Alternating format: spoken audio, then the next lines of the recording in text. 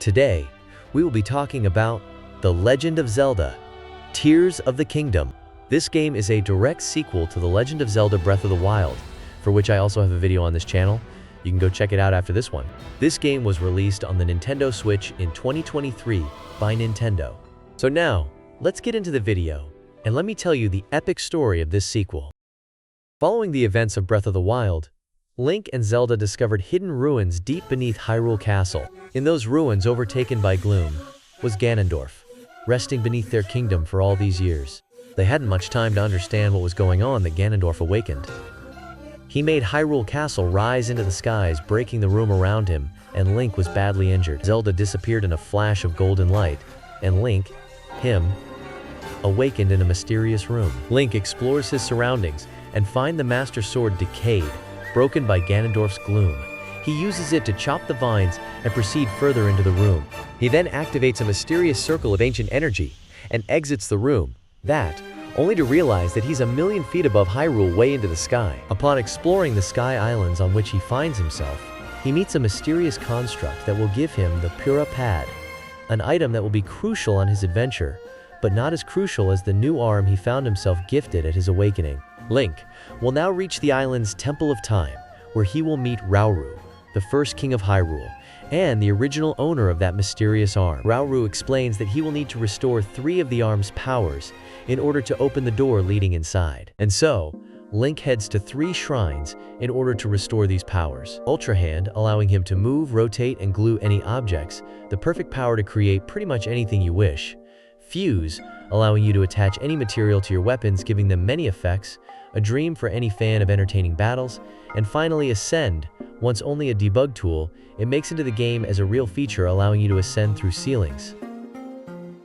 Link can now finally enter the Temple of Time, where he will unlock a new power called Recall. It allows him to rewind time of objects. It is a very practical power, and he will have to use it to complete 1 more shrine on the Great Sky Island in order to get an extra heart container and open a new door standing in his road.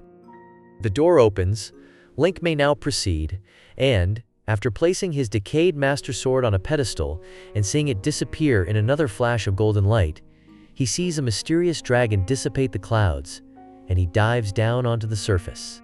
Link will now have to head towards Lookout Landing. This is where he will meet Pura, which will reward him with the paraglider, an extremely useful tool, allowing you to glide everywhere. Pura will then task him to help the 4 tribes of Hyrule, suggesting that he heads to Rito Village first. And so he does. Upon arriving at Rito Village, Link will find Tulin, a brave Rito archer. With his help, he will scale up Hebra Mountains and make it to a flying ship.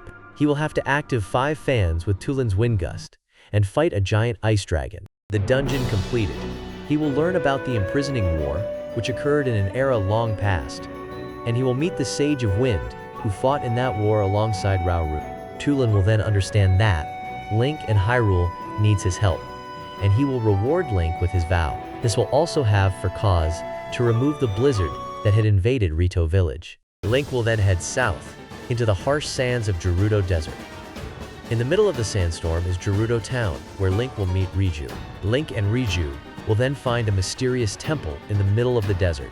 After avoiding many traps and activating 4 switches with Riju's thunder, Link will have to fight a giant insect. Then he will kindly be reminded of the imprisoning war, and Riju will now also understand and give Link her vow. This will once again has for cause to lift the sandstorm ravaging Gerudo Town. With 2 dungeons done, Link will head to Zora's domain next. This is where he will meet Sidon, and, with his help, Link will be able to reach the dungeon, high in the Lanayru skies. In the dungeon, he will have to activate 5 water wheels with Sidon's water ability and fight a giant goop shark. Then, Link will be reminded for the 2nd time about the imprisoning war and will receive Sidon's vow. This will have for effect to remove the goop flowing in the region's lakes and rivers. Link will now go help the Gorons. He will head up Death Mountain, all the way to Goron City, and, after having freed Yunobo from a corrupted mask, the 2 will head down into the volcano and explore a forgotten city. Link will then have to use Yunobo's fire roll ability to activate 5 gongs and fight a stone golem. Then, after being reminded of the imprisoning war for the 3rd time, he will receive Yunobo's vow and the evil marbled rock roast will disappear. The four tribes helped.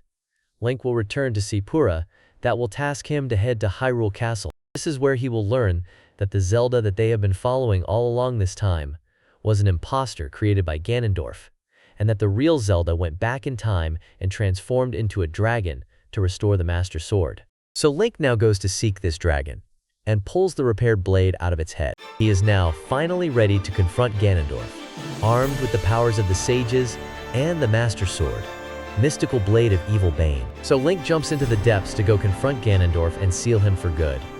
However, as he is deeply weakened, Ganondorf eats his secret stone and turns into a dragon. And Link spikes his sword into its heart, and Ganondorf is defeated. Peace is brought back to Hyrule once more. Dear viewers, my recap is finished, and you may or may not have noticed a sixth sage in one of the previous images. I have not forgotten about it. It is Mineru, and I have chosen not to include it, as it is not a very important part of the story and is rather boring. I hope you still enjoyed the video, and that I did a good job at explaining the game.